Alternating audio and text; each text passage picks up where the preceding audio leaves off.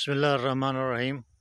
अस्सलाम वालेकुम जी दोस्तों, आज की इस वीडियो में बात करेंगे इंशाल्लाह कि इस वक्त जो 1 नवंबर की काश्त हुई है या अक्टूबर के आखिरी हफ्ते में जिन दोस्तों ने काश्त कर ली थी, तो इस वक्त जिन दोस्तों की माशाल्लाह फ़सल अच्छी है, भारी है और एक मुतवाज़न खुराक दोस्तों ने दी है, तो इस वक्त वो गंदम जो है वो कहीं कहीं से जो है वो सिट्टा उसने निकाल लिया है।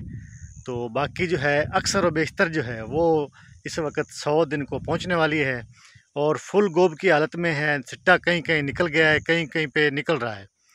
तो इस हवाले से ये है कि अब इसको यूरिया खाद जो है वो बिल्कुल नहीं देनी चाहिए, क्योंकि इसके ऊपर अभी जो है वो तकरीबन 60 से 65 दिन पड़े हैं गंदम के।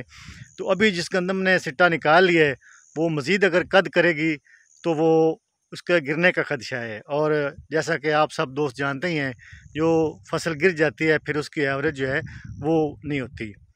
तो इस हवाले से पानी अगर लगाना भी है तो मौसम का ज़रूर चेक करें, क्योंकि इन्हीं दिनों में हवा भी चलती है और खासी तेज़ हो जाती है बाज़ औक़ात। तो हवा के चलने की वजह से जब पानी लगा होगा तो गंदम के गिरने का जो है वो बहुत ज़्यादा ख़दशा होता है। तो बस इतनी सी है कि अभी जो है यूरिया एक तो नहीं लगाना बिल्कुल, और दूसरा ये है कि पानी जब भी लगाएं तो मौसम को मद्देनज़र रखते हुए लगाएं। ख़ास तौर पे हवाएं जो इस वक्त चलती हैं इस महीने में, अभी भी आज भी हवा चल रही है और आगे आगे जो हैं दिन उसमें हवा चलने का ज़्यादा ख़तरा होता है।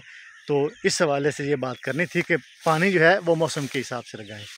अभी ये मैं आपको अपना एक प्लाट दिखाता हूँ।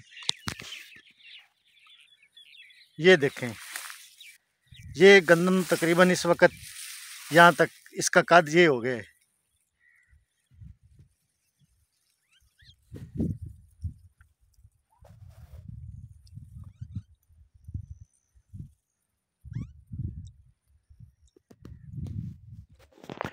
तो इस कंडीशन में है कि कहीं कहीं से सिट्टा निकल रहा है।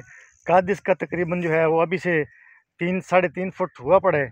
तो इसको अब अगर हम यूरिया लगाएंगे या इसको पानी लगाएंगे और खुदा न खास्ता अगर हवा चल पड़ती है तो ये फिर गिर जाएगी और गिरने से फसल का नुकसान होता है।